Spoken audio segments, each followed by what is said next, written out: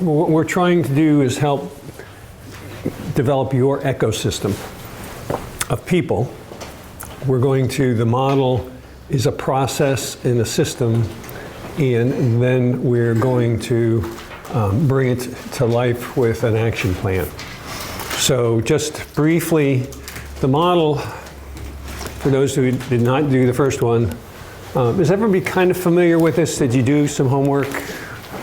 Okay, so this is about the marketplace. Well, this is about the marketplace, and really the heart, and I like to see this in the middle of your business, is your value proposition. And your value proposition is specific and targeted to certain customer segments. If you try and shotgun everybody, that you think everybody needs your service and wants it, may be true, but they may not want it at the price you've got, they may not want it at the quality you've got, or the personal investment that's required. So you need to understand customers very, very well. And so then you have to establish also what's your relationship going to be like, we'll talk about that, and how will you get through channels, which is how you sell to them, how you build relationships, and how you deliver products and follow up on your services. And then we get to the operations part over here, which is your key activities, which requires partners and resources. Employees would be down here in resources typically. And then we get down to the financial piece in the green space. So it gives you on one page, and you can have a page behind each of these with details, but it gives you one page where you can do a pitch, a business pitch. And a lot of people use it for that, because if you touch on all these elements, you've got a pitch covered. And this will give you the content to make that pitch successful, ideally, and whether that's for banking or whatever. Okay, that was the third item. So what we want from this is, we're talking about the model, and that's nice, but it's really about the perspective. And the reason we want you to interact is you've got a certain paradigm, you see your business a certain way, other people may not. And for a lot of you, other people at the table are potential customers. So you can ask them what they think about your value proposition. And it is to be value focused. So when you deliver your value proposition, every dollar you spend over the operations part should have a value component, and you should know what it is. It may be an intangible, we'll talk about that, but it should be value focused.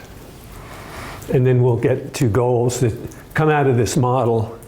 And the ideal is you will have a 90-day action plan. You will have a mentor who will work with you at least monthly for 3 months to walk through that. And possibly that'll become an ongoing relationship, we hope so. Or you may have a different accountability partner if you've got somebody who's good at business, another chamber member that you buddy up with. We don't want to define this to you as far as how the process goes, but we want the elements and the functions to be there. You need an accountability partner. You need 90-day goals. And then I think ideally we'll convene maybe here and celebrate the achievement of some of the results, because I think you might be surprised what you can get done in 90 days. And ideally at the end of that, then you go, okay, now I have a template, next 90 days. And it's been proven that 90-day chunks are the most efficient way to execute a plan. And so that's what that's about. This gives you your key functions, like we said, shows how they fit. Key is to focus on priorities. Again, on value, on customers, and your value proposition. There's all kinds of models out there. There's dozens of models. I like the model because it doesn't sound like any of you need financing. If you need financing, I'd say, well, then you need to take this and build a business plan from it. And this is a great platform to build a business plan. Again, all these elements are in the bigger business plan. So it's a step to that if that were to come. And then commitment. And a lot of people think they have commitment, but life is busy and there's a lot going on, and it happens.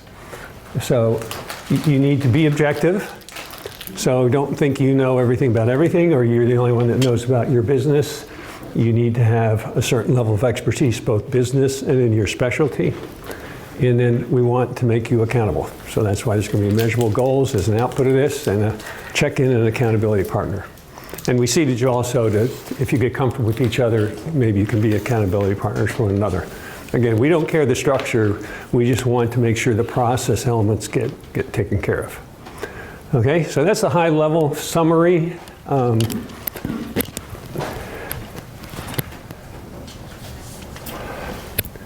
So I'd like everybody to just kind of forget the day, forget the week, what's coming in, and just think about, in 3 years, what would you really be excited by? And I'm sorry Mike Moss not here, because I stole this from him. He was the CEO of the Air Force Museum Foundation. So he wheeled tens of millions of dollars. He worked with government bureaucracy. He worked with the public. He had a zillion volunteers there. I mean, he's just a very capable guy, and he really knows how to put a business plan together. And we did that over at Merge in Greene County, which is a big rehab operation. I kind of visioned it, and then he just stepped in, and he just has been through raising tens of millions of dollars, which they're going to need before they're all done.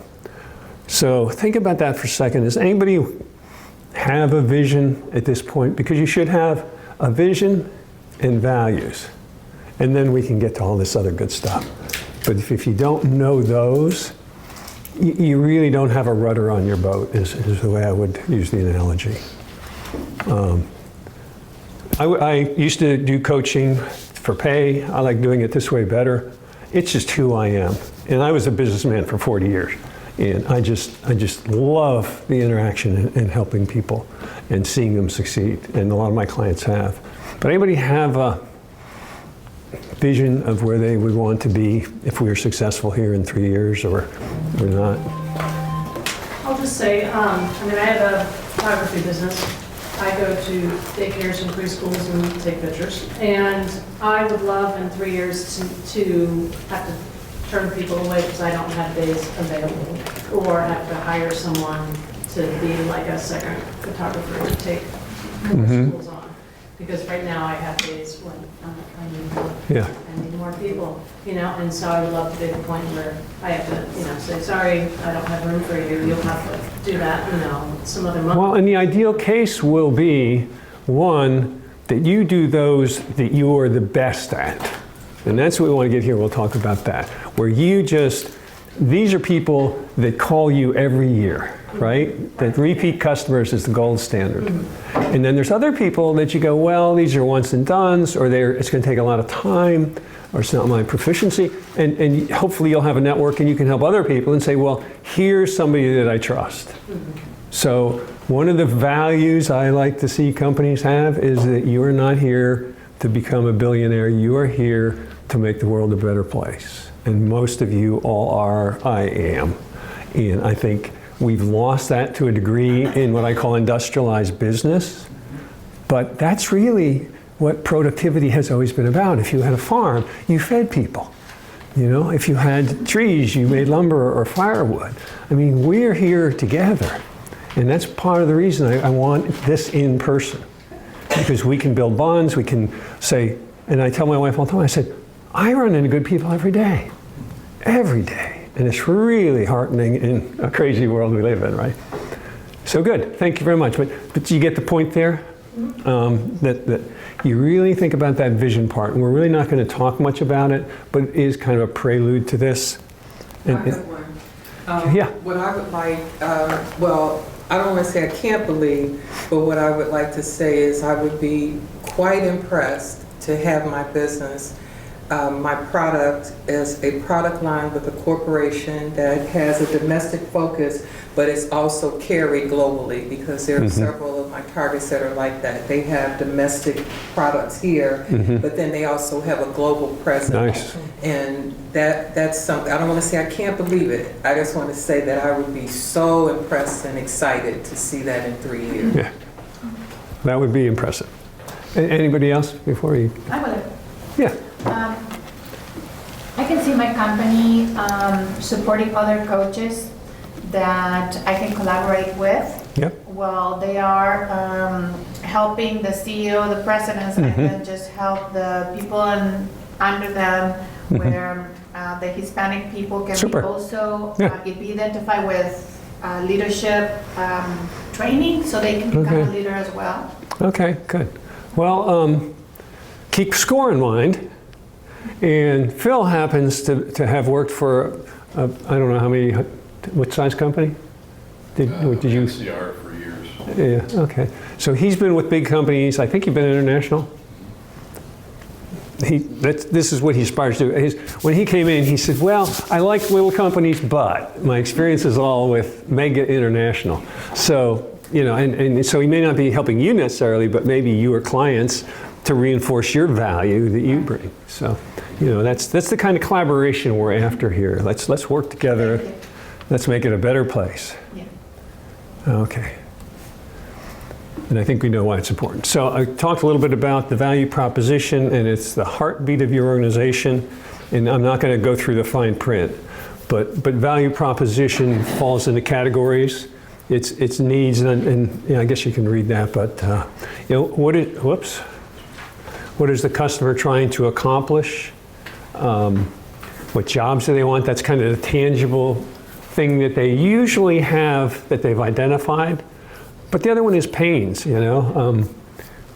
snow removal last week on the street, but even in the houses, or, not being able to get to work or to school or whatever. I mean, how do we fix that? And then gains.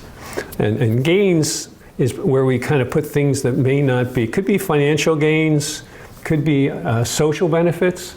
People buy top brand stuff for personal feeling. I mean, there's intangibles, so that's lots of times that's the case.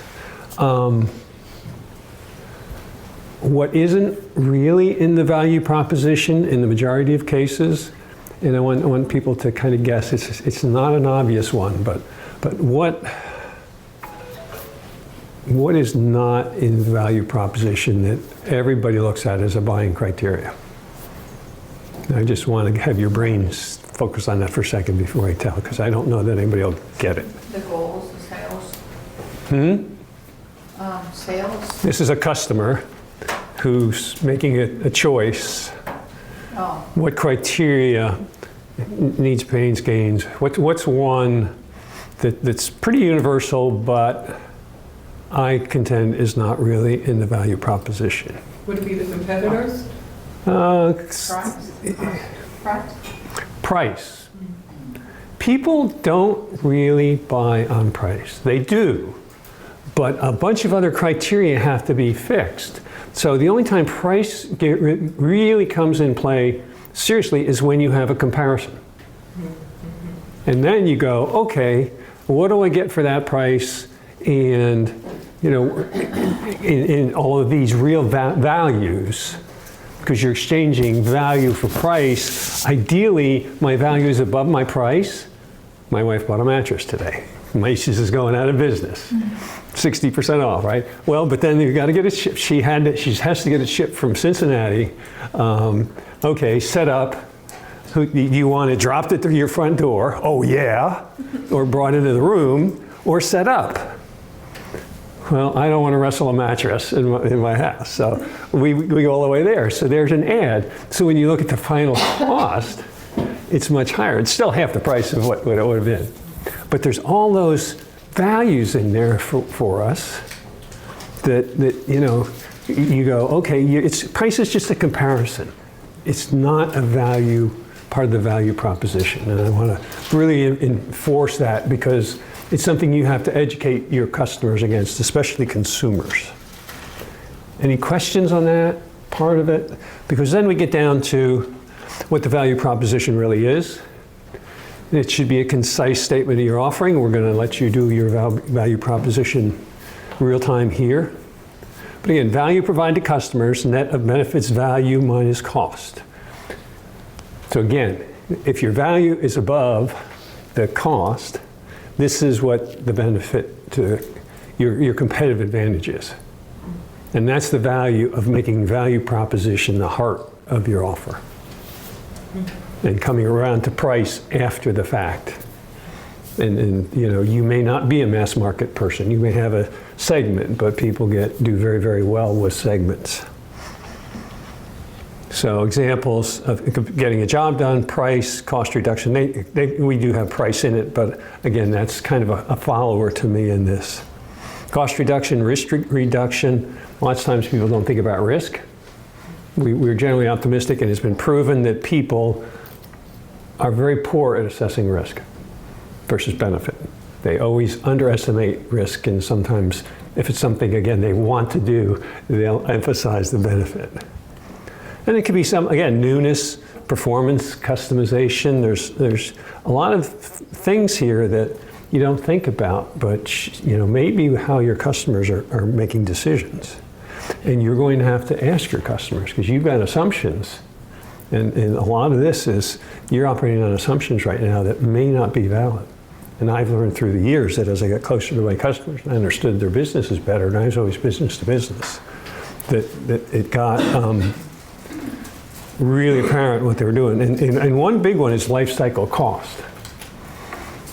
If you can have something that lasts longer, like the front door is broken now, very inconvenient at this point in time. But life cycle cost can be big. Durability is a value proposition. If your tires are 120,000 mile tires versus 60,000 mile tires. We good? So here's some things. Time spent, again, do I shovel my driveway? Do I try and hire somebody to do it? Do I want to get out there if it's 0 degrees tomorrow and 20 below wind chill or whatever they're scaring us with? But risk reduction, elimination or mitigation of risk, emotional. I mean, these are the ones that we miss a lot of the times. So the whole point is to try and get your product value proposition to fit your customers. And to do that, you need to figure out what your customers need. And there's a whole world of customers that buy a similar product to yours, but is yours the one that they should really be with? And it's our job to educate them. And they may go, you may say, well, I'm not the best fit. They go somewhere else. They may come back again later. And then what some of your competitive advantages to be in business to business, a lot of it is intellectual property. I own part of a little company. All our asset is a patent. And we get paid hundreds of thousands of dollars a year royalties on companies that sell chemicals, mostly in China, to tell you the truth, in the United States. And all we have is a patent and one person who kind of oversees it and a couple of business people. You can have control over commodities or an exclusive relationship with a supplier so that you're offering something unique. Everybody may not want it, but if it's a kind of a key element to a part of the segment, you may be able to eliminate competition that way. And then relationships, and we'll get into that in a lot greater details. That's, like we said, huge. At the end of the day, if people trust you and know you, I paid 40% more to get a tree taken down between my house and my neighbors and next to his fence, and there's a lot of stuff. But I'd worked with the guy for 30 years. He was way over the competition. He came down a lot. He was still over the competition, but I went with him because I trusted him, and he really wanted the business. I could tell he was hurting for some reason, and I ended up paying him in between the negotiated, above the negotiated price, just because I don't know. I do that. Just so you know, I have a master's degree in aeronautical engineering. So I'm analytical, but I'm balanced brain, so I'm looking at the people side too. I was in marketing a lot. Any comments, thoughts? And this is going to be the biggest thing we talk about in value proposition. So the customers should be able to sell your product for you or your service. They should be able to vocalize your value proposition if you're doing your job. That is your core marketing function. And word of mouth in small companies and in specialized areas like we are is the name of the game. You can have internet, you can have websites. You need to look real, you need to be able to tell your story, but you've got to have your customers know why they're with you. And like I said, with this tree guy, I know I am with him. And he takes, if I say, hey, can you take that little one down? Yeah, sure. Done and done. Can you leave the tree trunk over on my neighbor's property because he wants it for firewood? So now I've got tree trunks in my backyard. Unintended consequences sometimes. So, yeah, a direct benefit to the customer, obviously. Ideally, uniquely delivered by your company, that differentiation. And specific and quantitative. You've got to be able to measure it somehow. And that can even be the emotional part. But then when your customer's excited when they get it, you just get right there with them and go, yes, isn't that exciting? I've got a Corvette myself, and this one's just better than that one, and just pump it up. So you're saying even you can quantify even based on emotion? Well, can you not? If you have an emotional relationship with your customer and a connection and trust. That's great. When I was negotiating with that tree guy, when he gave me his final price, I didn't tell him. He said, well, what's the competitor price? I said, I'll go with you. And I said, no, I'm not going to tell you. But then after he did it, I said, well, this is what his price was anyway. And then I paid him more than what he had bid. That builds that relationship. And I want a relationship with good suppliers. When the front door lock breaks, I won't be able to call somebody and get somebody out after 5 o'clock maybe, right? So that's the way the world works, right? You all feel it? Okay, good. I'm getting it done then. I'm excited. Now, what ain't it? If you just throw features around, and a lot of people sell features. This is magic, folks. This is why I say this is the heart. Features are nice. Features may get you in the game, but they will not necessarily win you the game. And Phil here was in sales a lot, right? And true or not? It's very true, especially in business to business.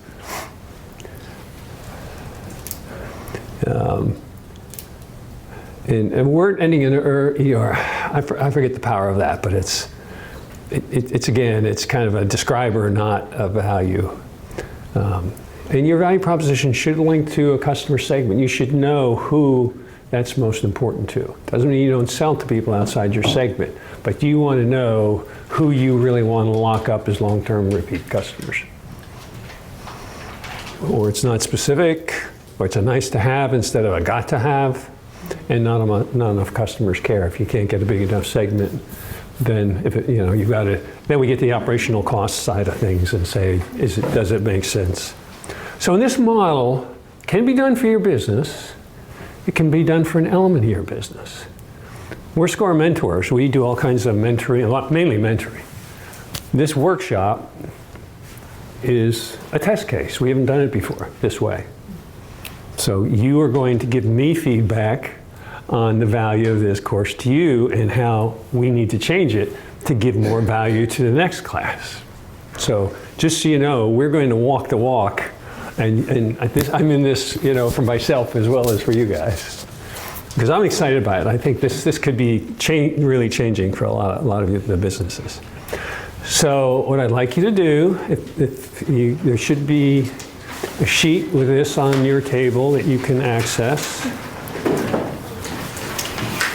Just 3 to 4 minutes, not a whole lot of time, but just the first cut from what we've talked about your value proposition on that form that's there.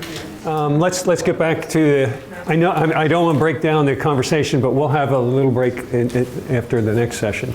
But Kim made a good point. She said, well, I have to do this for different customer segments. Kimberly, right? Kimberly, yeah. Kimberly. Okay. Is that how you like to say it, Kimberly? Not Kim? Okay, Kimberly. Since I'm out there, yes. Yeah. So there's lots of permutations to it. Even channels. You may have channels, and it's a totally different value proposition if you're going through a distributor versus direct. Yeah. So that's how these things all fit together. It really is a puzzle.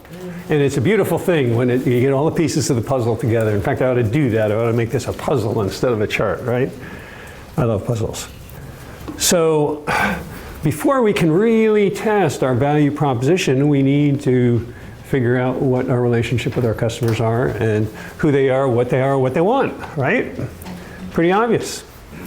And I don't know, is anybody familiar with Deming? It's kind of ages us. Okay, he was a very data-driven. Can you go back to the previous one, please? Sure. These slides will be accessible to you online, but you can take pictures too. Thank you. Okay? Well, yeah, we can talk about it. For who are we creating? Well, it's in here. So sometimes we call them segments. Sometimes you develop a persona. Victoria's Secret, there was a persona, Victoria, who was a certain age, certain size, certain everything, that was the ideal customer for the company. Interesting, I didn't know. Yeah, absolutely. That's kind of a classic case.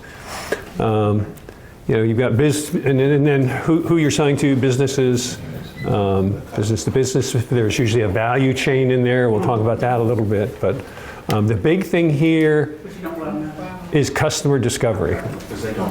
And that's where I'm saying validating your assumptions that you think are facts. But this is an example of what a persona might be. This is for dog stuff. And you know, millennials, young professionals, 5% of their salary on pets. I wouldn't have guessed that, maybe beer, but you know. Probably don't have children, they treat their pets like children.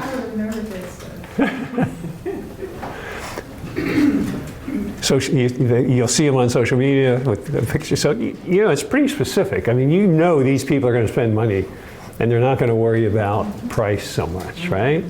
So that's the beauty of a persona. It can really help you home in on where you go after them. Like, again, they're on social media. Well, bang. And then what sites and what you know, groups.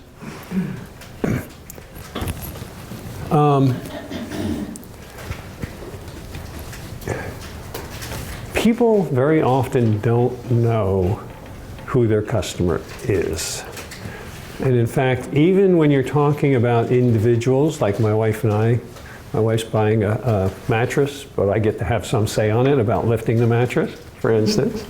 But you have a user, it's the person that uses the product. And I used to provide services to manufacturing plants, and the users were the plant people. But the buyer was a professional buyer, and I had to negotiate price with them and all that, and they didn't necessarily know the values of my service. And then there's also a payer. So you've got you know, a financial person or a or a financial person typically who goes, well, wait a minute, it costs more than the competitor's product. And then you have influencers, like in a case of a mattress and my wife. At some level, I'm an influencer. But you know, the model I use sometimes here is teenager buying a car. Think about who each of these people are, because you don't think about it in personal services or some of the things you all are doing. But it could be a complex web there. It could be a trusted friend, you know, best friend who's got a Mustang and, hey, you know, I don't want to get a Kia. Things like that. And then the ecosystem, you need to think about that too, is where are these segments buying? Are they buying through distributors? Are they going to Amazon? Are they buying locally? You never know. You have to find out. So these are, again, things that we can really home in on and get information on. So I always talk to people. I always say hi, and being in sales and marketing, I just, you know, it's amazing what people will tell you in a casual conversation versus a business meeting. I mean, you know, they'll tell you about their family and everything, and you can almost start to develop that persona on them and really start to understand them. Again, this is about us relating to people as people and trying to serve their needs with the highest value we can, which makes our business a lot easier and more successful. Win-win. It's I hate to beat that, but it's yep. Give an example real quick. Sure, absolutely. I mentioned I do leadership coaching, and I spoke at a conference about a year ago, and a person say, I'd love for you to come work with our team. She was our HR VP at a company. She put it in the budget because she was sold, right? She wanted me to come in and help her people, but she had to sell up the line to her bosses. And so when we followed up a few months later, she was like, they wouldn't let it go forward into the budget because they didn't see the need. So I wasn't selling to the buyer, really, right? She was in between me and the decision maker. But that's the kind of thing that, like you said, can happen too. Yes. Yep. In various ways is, Yeah. we just bought our son a used truck, right? He had an accident, bought him a new truck. We knew he wanted a truck. He was gonna be the user, but the dealership had to deal with us. Yep. As the buyer, Yep. right? I'm glad you, Go ahead. I'm glad you mentioned that because, you know, as you were talking about this slide in particular, it caused me to think about my scenario, if you will. So then I have a retailer, I have the consumer who's buying at retail, and then I have this distributor or the buyer that I'm selling to, and it made me wonder on a different level, how am I going to get them to really understand the customer's true pain point, where they then would buy when I'm still sitting there going against competition? Yeah, I understand. There's different pain points, right? Because there's different segments. Yeah, but she's saying she's insulated by the supply chain. And what you have to do, ideally, you do some due diligence to where you know more than they know, and part of your value proposition to your distributor is you're helping them find the right customers, and your product uniquely satisfies those customers, so it's easier for him to sell it than it is to sell something else. Or like you were talking about getting that finding their pain point too. Yes. See, that's, Yes, we'll talk about that. Yes, that's- In business-to-business sales, that rules. There were so many times that when we would work with an end user, we would develop a product and they would love it. But so many of the other banks, if you will, would buy through distributors. We try to take that idea to their distributor so that they could take it to their customer. All right, we can't take it direct, we'll take it to the, but the distributor wasn't interested in it because that's not what they were selling. Yeah, when we get down to that it's part, frustrating. yeah, we'll be talking about that for sure. Yep. And then you have to say, is that the distributor you should be using? Again, that's the beauty of all this. It really is the touch points on, you know, how you can access market properly. And sometimes, you know, a distributor can kill you if you're locked into one especially. Okay, well, good. So that, I mean, I had an auto dealer one time. I was buying a car for my wife, and I was involved in it. In the comment made by the sales manager was, "Who wears the pants in your family?" Because I was consulting my wife on her car. And I'm going, I'm the payer, but she's the user. And I do not want to go through what I have to go through if she's not happy with that car. Because I'm going to have years of pain point. Make the point? So even with people, my point is, and that's what I want to get to, we all have this stuff. You know, you think about it at companies and organizations, but it's us, and it's our customers, and it's our suppliers and our distributors. And suppliers are just as important. You have to have a good supplier, consistent product, quality control in your case is going to be immense. I mean, just you can introduce a lot of risk down the supply chain, right? Good. I'm really, really excited you guys are getting it. And then just business companies, again, you know, what their position in is, Chris made the point better than anything.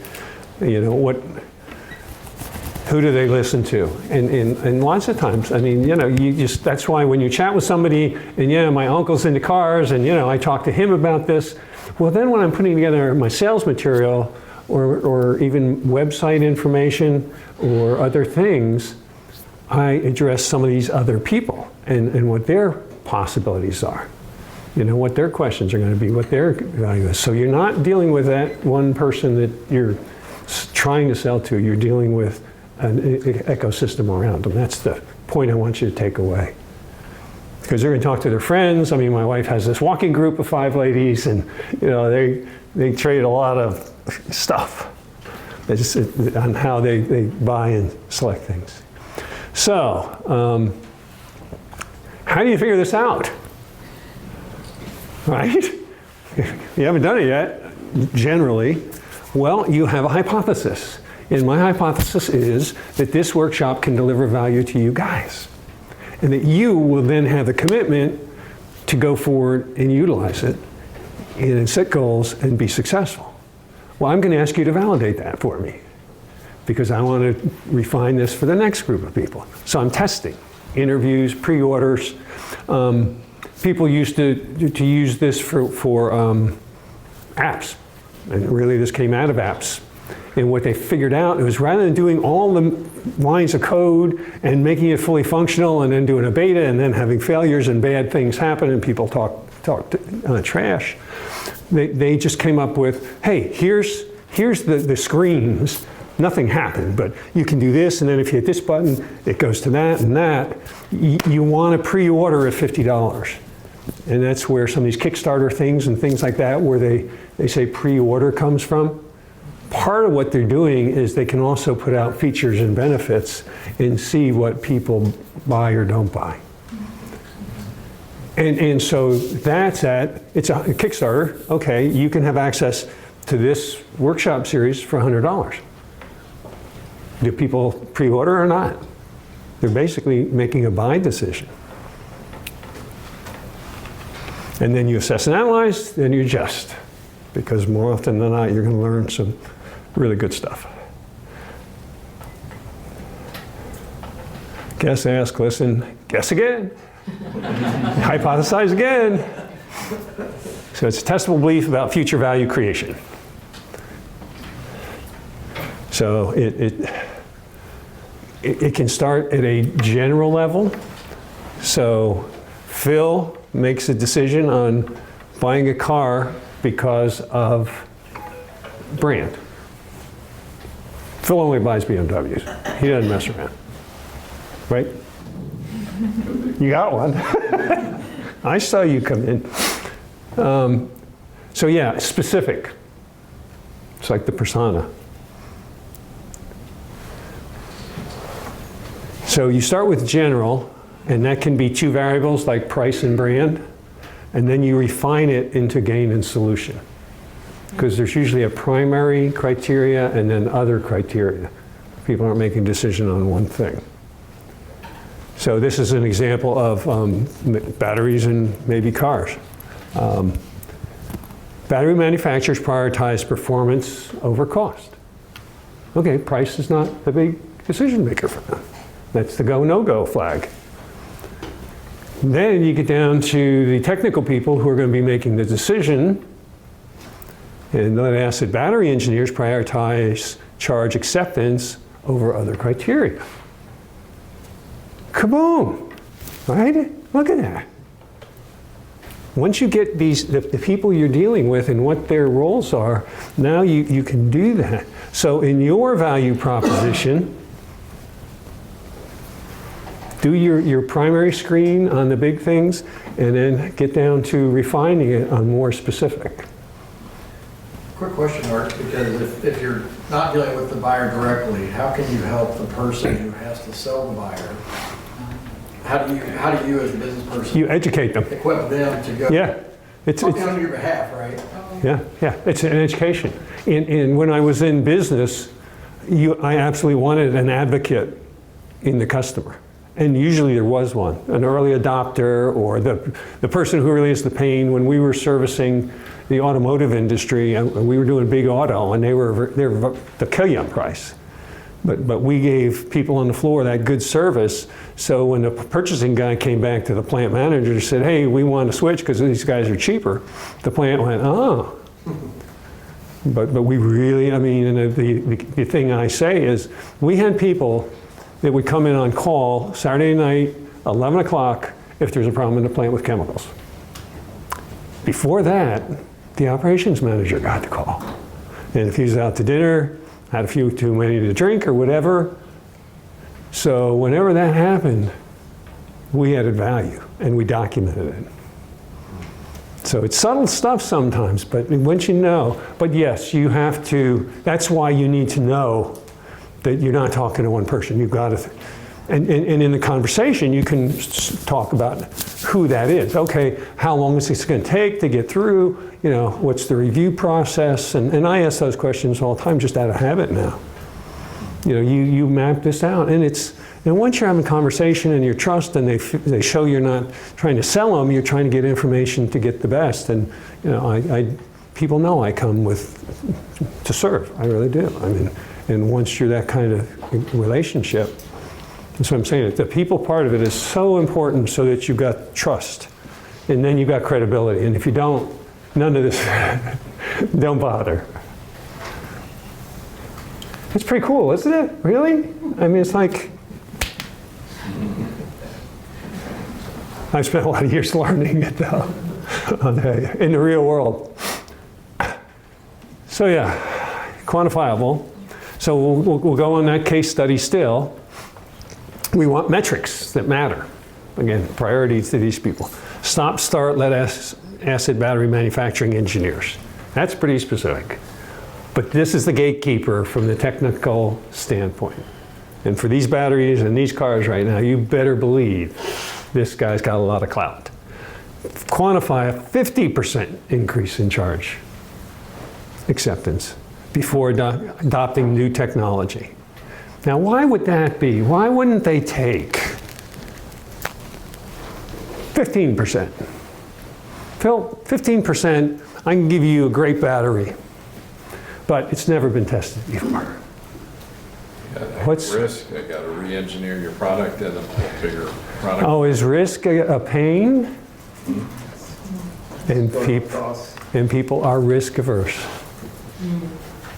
And if they're uninformed and you can't mitigate the perception of risk, it's real to them. I was going to say an incremental change doesn't wow people, right? Like 50% versus 50 is a big difference of getting people's attention. Yep, but to break in, sometimes you got to go there. And maybe you start with something that doesn't have all your features, but it's got your core value proposition, and you add on later and you price up.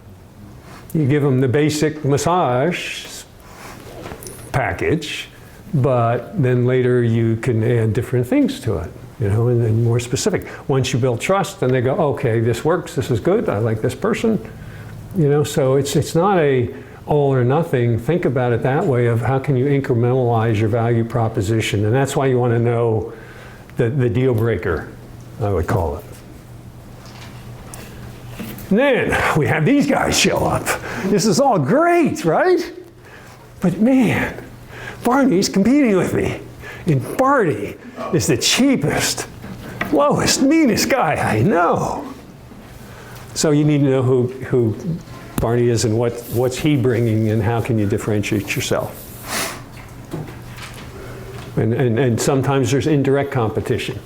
The classic one we have is make or buy. Do I shovel my own driveway? Do I hire somebody to do it? Well, what's the scenario? You know, if I got to be out at 7 o'clock in the morning and it's 0 degrees tomorrow morning, which way am I going to go, right? So it's dynamic too. And sometimes somebody that maybe bought something from you in a different situation, time and place, may not go. And when you understand why, then you can say, okay, do I need to change something with my offer, or is it just situational? It's just this time and place wasn't a fit, and okay, we still have the relationship, and you know, it's not lost business. And I never give up on business. You know, even if I lose on a bid or whatever, I just follow up, touch base, trying to understand the customer needs better. So, this is really important, particularly in business. When you have suppliers, and let's, again, you've got products and somebody making something for you, right? Mm-hmm. If there's only a single supplier, and I have a chemical, the chemical that our company is based on is made, the one that has the best version that works the best is one supplier, and we are sole sourced. And we've tried like crazy to get away from it, and we can't. Luckily, we've been with them a long time, and they treat us fair, but that's not a good place to be. Or conversely, I'm a small radiator manufacturer in Ohio, and I'm selling to General Motors. On the buyer power side, what's the buyer got? And this is really particular to business, but also in individuals. You know, and the question is, what choices do they have? And the choices are dependent on product technology. Do you have something that's really unique? And my product is really unique, but not very many people use it. So we really have to target closely. And then the thing of new entrants, new technology, competitors, we call that, if there's barriers to entry, if there's a capital investment, or there's an intellectual property issue, or know-how. Know-how is huge. And companies fail to understand I call it the heritage knowledge that employees have. When Delphi started doing two-tiered salaries, they were bringing in people didn't want to learn, didn't care to learn. And they didn't like the older guys because they were making more money and they didn't pick their brains. And I said, it's over. That is a fatal decision. You know what I'm saying there? So there's a dynamic here that you also have to kind of, as you look at your competitors and your position, is, do you have some advantage in here or disadvantage? If you have a disadvantage, you want to try and overcome it or go to segments where it doesn't apply. So that's, again, back to choosing your customers and your distribution system and things like that.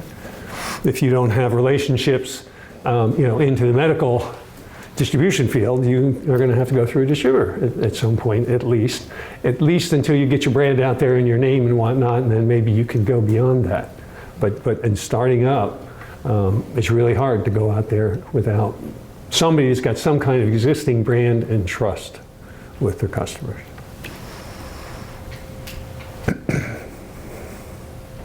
So yeah, it's and what you get down to, and a big one is the make or buy, particularly in hard products, and then what are the risks versus the opportunities that you face, particularly if you're going to try and go into a competitor's area.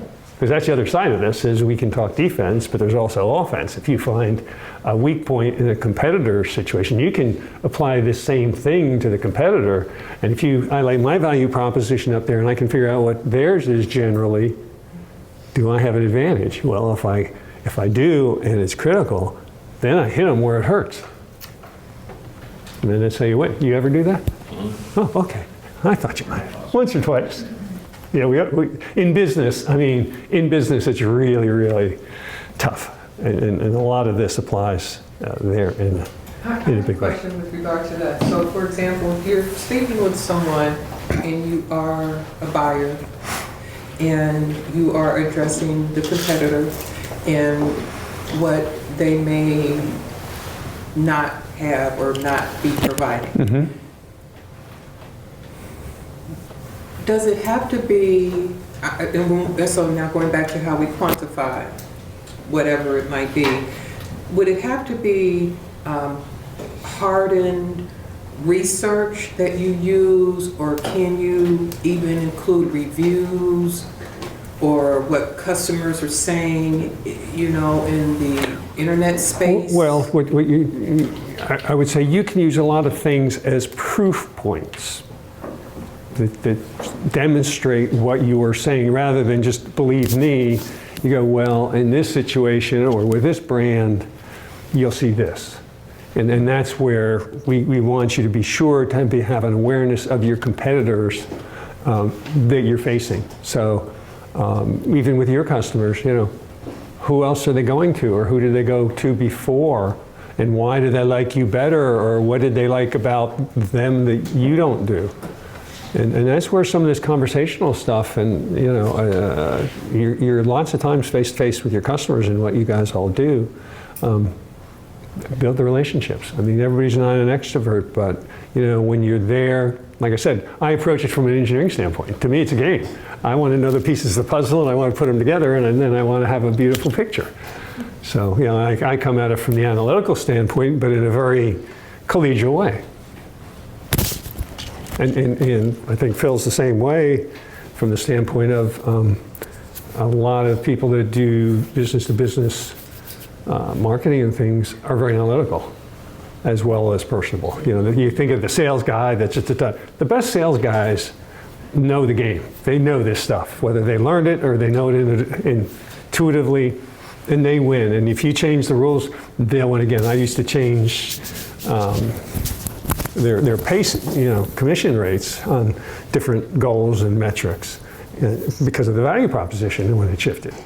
And the top guys are always the top guys. They bitch the most, they complain, and they kick it. And the guys that were at the bottom, it didn't matter what system they had, they were just there. Anyhow. Okay, well, I'd like you just to not necessarily redo, but take a look at your value proposition with what we talked about. And is there anything you would change or add for it? Just a minute or two, but just a check back now that you're educated and wise in the ways of customers. Attention, please. So did it change? It's being refined. Refined?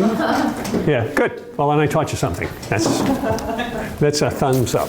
All right, well, the rest is going to be kind of a little wind down. I don't want to minimize it, but this is the heart of what you want to be doing. You get this right, and the other sections just kind of work their way out. So it's really the key. That's why I spent a lot of time on it.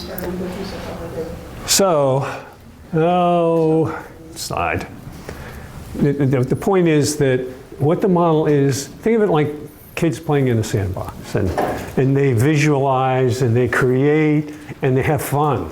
And this is fun because it's meaningful, but you're really learning things that are going to be practical to you in your business, which is, again, not just motivated by money, but trying to help people.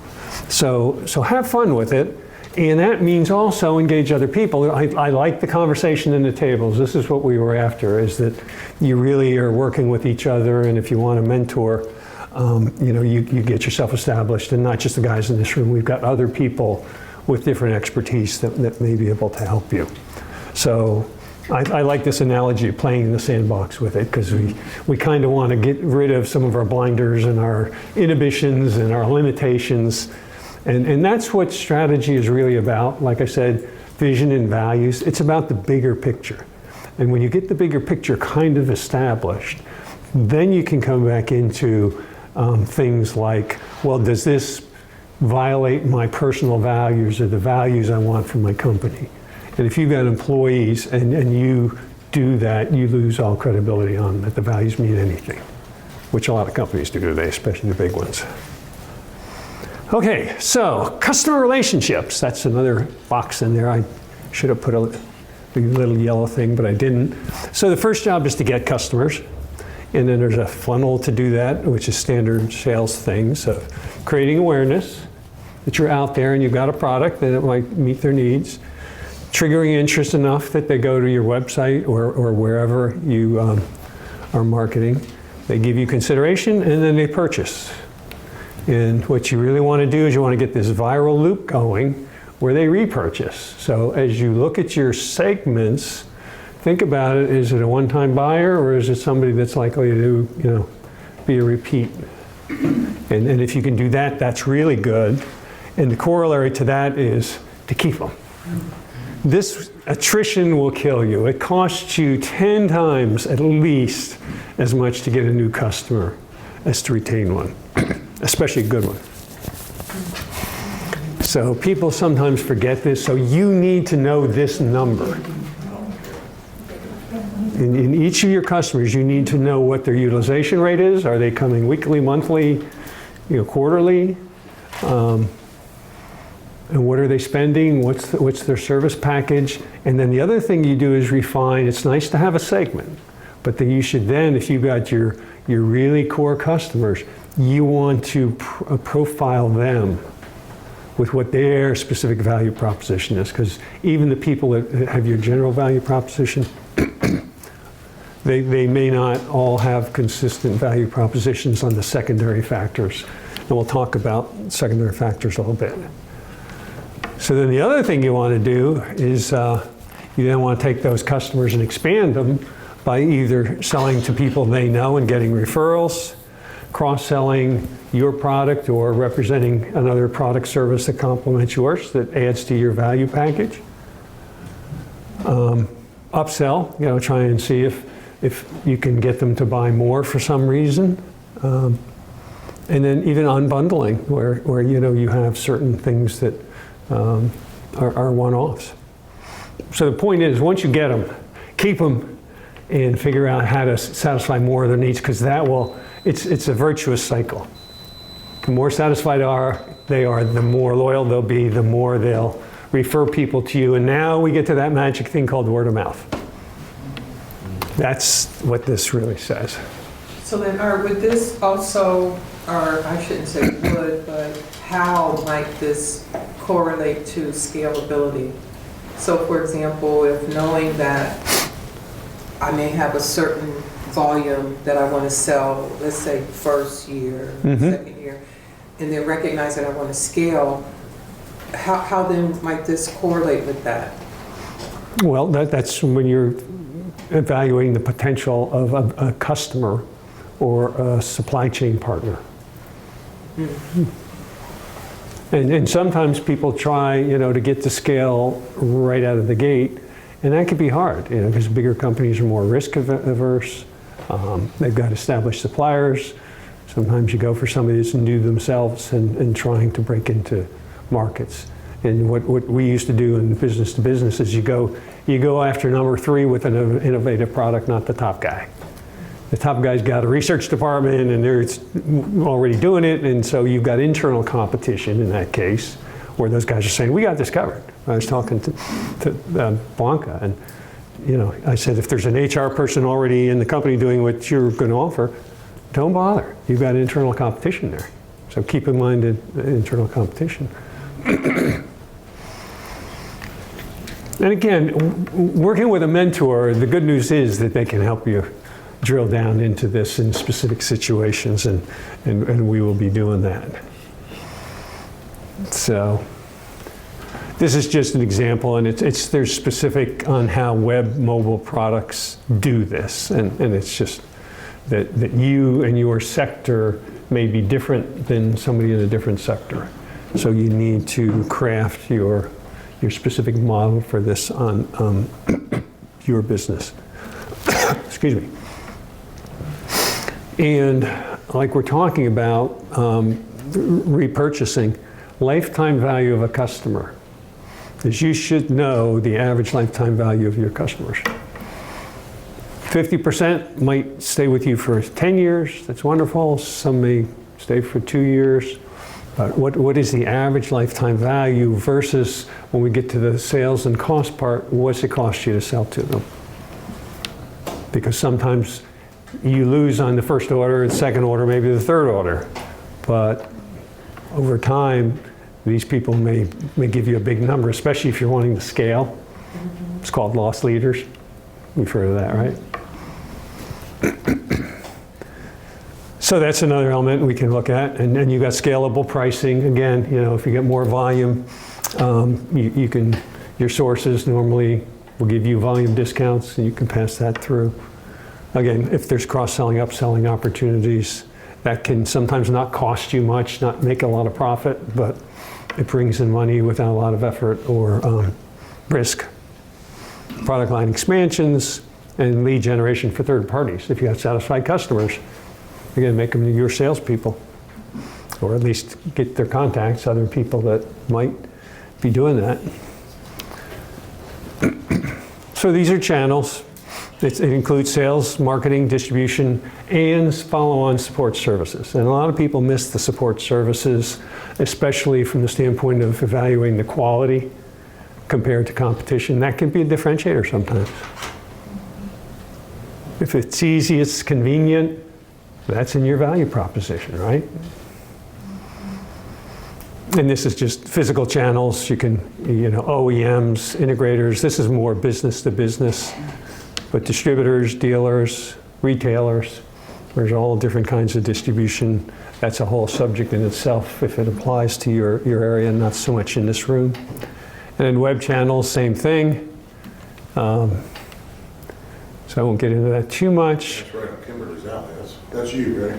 What's that, web? Well, you're trying to get through all of those, aren't you? E-commerce, app store, Yeah, that's part of it. distribution, aggregators. Yeah. So What happens is, if you don't have anybody and you're dealing directly with the customer, it's kind of neat. And then you can discount and have special pricing, obviously, that pulls down your revenue a little bit. But you've got the cost of goods, and then you've got your overhead, R&D, other indirect costs, and your profit. Well, you bring in a reseller, and they've got costs, they've got expenses, and they're going to peel that down, so your revenue is going to come down. So you better get value from your distribution channel back to your partners. We'll talk about that next session. And it can get to where, you know, if you've got a reseller that sells to a store, and it can ladder up to where your revenue is right down here. But depending on your capabilities and your scale, that could be pretty good. In my chemical business, we have, they're not distributors, they're toll men, well, they do everything. We give them the formula, and they sell it, they make it, they source it, they do everything. It's just we have IP, and they send us a license fee. They're licensees. And we've got one in the US, 3 miles from our office, and we've got one in China.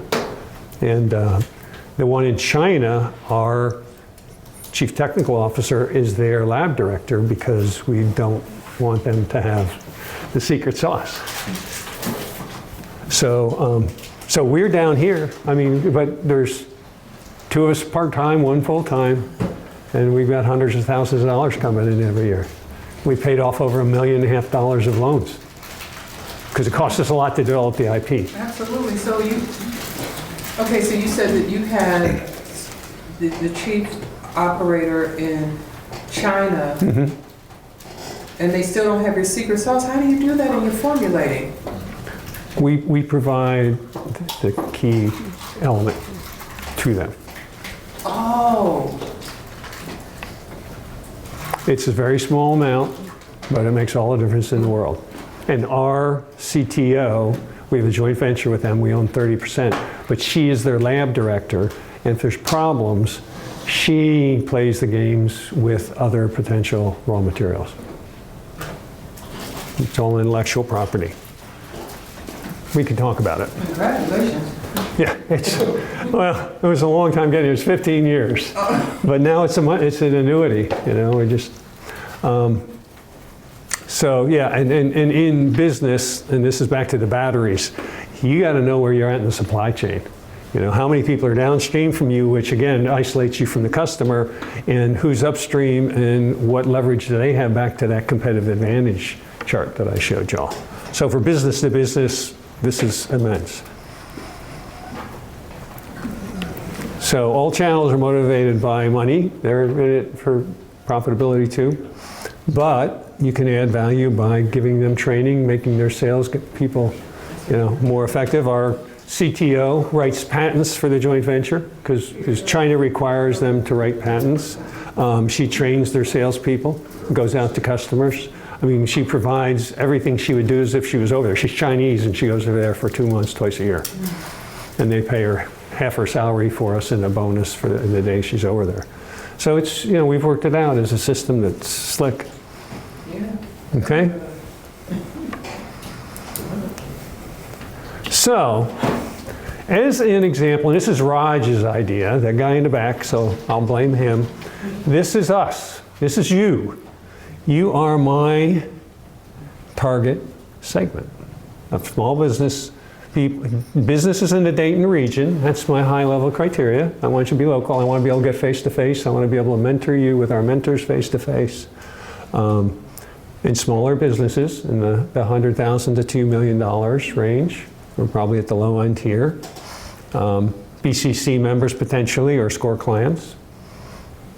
And the purpose there is, the reason we are doing this is to get better, more successful clients. When we have people come in and they flop, whether it's because they don't have the information, or like we said today, the support system that we're trying to build here, it doesn't make me feel good. And that's not why Phil's here, right? We want the wins. We want the stories that we can go back and tell our wives and say, Emerge is breaking new ground and growing like crazy, and it's just exciting, and it's how it's how we get paid basically. And then we want people that are committed to mentoring and training, so that you're going to follow through. And that stems from our value proposition, and I think, and you're going to have to tell me that you're here because you want to improve your revenue and profitability. At least when you first signed up, that was the thing that you say, we want to grow, we want to grow and be successful. Now, I would like to also say that I think we can provide you with an expanded ongoing support network. That's a secondary value proposition. Provide one stop for expert resources. If we don't have a SCORE member and the chamber doesn't have it, then we'll go find somebody. We're networked, we in the chamber are networked all over, so we can be your ecosystem to an extent. And that is, she does grief counseling. One of my best friends, sister-in-law, does grief counseling out in Arizona. Just the exact same thing she was doing, only she's retired now. She wrote a book and all that. And then accountability.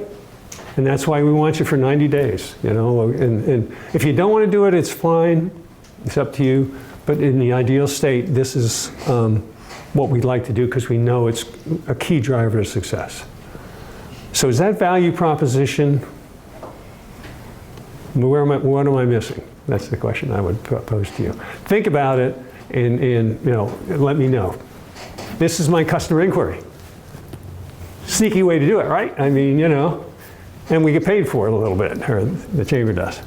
And then we can get into, how we do it, our relationships, in-person workshops, and I want them in person, like I said, and mentoring. After COVID, I was doing all Zoom, and I just lost a lot. And when you're face-to-face, even if it's one out of every 3 or 4 times, we build that relationship, the trust. Things come up, your body language, So when we want ongoing repeat services. So, the thing is, I want him to stay. I want him to be here, ideally in 14 years, I don't know. But to get the satisfaction that I get out of this. So that's our relationship part. In our channels, we're obviously face-to-face is ideal. We can do Zoom and emails. Free introductory workshop like we did in December, but then we have the paid-in partner programs. Does it make sense? Is it where we're at? So thanks, Raj. I think that was a really, really good idea. It makes it very real, and it was not hard. It took me 10 minutes probably because, I know where we're at. But now I can explain it to you in, a minute? You know right where I stand. And you know how you can help me by giving me information, and maybe people who have different needs, you can say, yeah, but the bigger companies would be different. I don't know. So basically that's it. Business Model 90-day program we provide to help local small businesses, just straight through the model. Here's my value proposition. So, the job's to be done. That's input I need from you, specifically if we're missing things here, if there's something we're not providing or we need to provide differently. I couldn't answer that one yet. Focusing you on priorities and disciplined accountability and your 90-day plan to increase sales and profit and then you have to tell me who else is out there that you may have used or you think could do what we do here. How strong is it? It's eminently doable. And after you do this once and twice, if you have a new area you want to get into, or you want to, consider a partner, a relationship with a distributor, you can run through all of this. You just go right back down again, and it gets to be. I do it automatically in my head. That's why when Raj suggested it, I started thinking about it, and I started writing some stuff down, and I went, well, crap. This is about us getting better clients to have more satisfied mentors, because mentors is our core heart value. Guys like Phil and I who come with, and Barney, who come with years and years, Raj with experience. We want to contribute, but we want to contribute at the highest level we can. Okay, So if you want to sign up for, go ahead, Raj, I'm sorry. Yeah, the one thing I think, value proposition, the customer relation and channel, that has to be a circular process. You have to measure it, keep on feedback and improve it. Yeah. A lot of times something may not be working.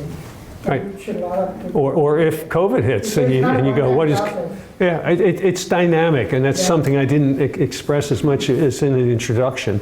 But this is dynamic. You can, again, if something changes, you can kind of analyze it in one session, call somebody up and, who you shared your model with and go, hey, I'm seeing this and what do you think? What does this change for me?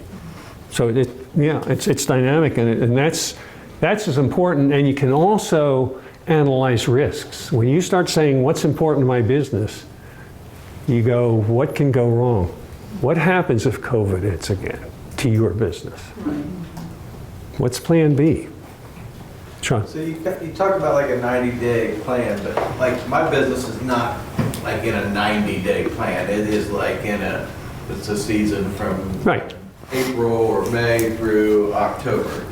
So I mean, how do you transform that, say, from like a 90-day to like, is that just with you guys or like, Ideally, my season would be like a 6-month, well, yeah. plan, Good plan, question. like how I would Okay. value. Good point. What we want is to become your partners as mentors for as long as you need us. That could be 90 days, could be a year, could be 5 years. I've got, like I said, I had a client, it was a client 12 years ago, and he called me up when he wanted to start a nonprofit. I want him to call me because I know he's good, and we think the same way. So, but I would say in the next 90 days, there are things you can do while you're not out spraying and doing landscaping that you will do when you're in season, right? So from your standpoint, this is probably good for you to get things put in place that you will then benefit from. But the point is that you will benefit this year from this if you execute it, I think. Make sense? So yeah, this is not a, we'll at the end of this that we all say goodbye. And then hopefully you guys build relationships and you become an ecosystem and maybe join the chamber and the other members there. So you can sign up for a mentor here if you want.